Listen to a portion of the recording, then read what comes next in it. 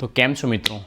આજે તમારા માટે લઈને આવી ગયો છે એક વિડીયો ટ્રીક, જેનાથી તમે એઆઈ ડ્રોન વિડીયો શૂટ બનાવી શકો છો. તમારા ફોટામાંથી વિડીયો બનાવી શકો છો ડ્રોનવાળા. અને જો તમે વિડીયો બનાવવા માંગતા હોય તો આ વિડીયો યુટ્યુબ પર બનાવવાનો છો. એને ફૂલ વિડીયો તમને ડિટેલમાં ખબર પડી જ જશે અને તમે જોઈ લો કેવી રીતે બનાવે, તમને સમજ પડી જ જશે અને તમે પણ બનાવો અને તમે પણ ઇન્સ્ટા પર વાયરલ થાઓ.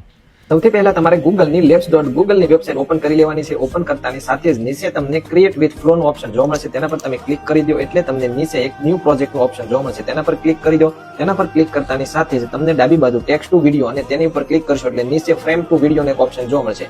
તેમની બાજુમાં તમારે વિડીયોનો જે પણ આસ્પેક્ટ રેશિયો રાખવો છે, વિડીયો ઊભો કે આડો જે પ્રકારનો બનાવો છે તે તમારે સિલેક્ટ કરી લેવાનું છે.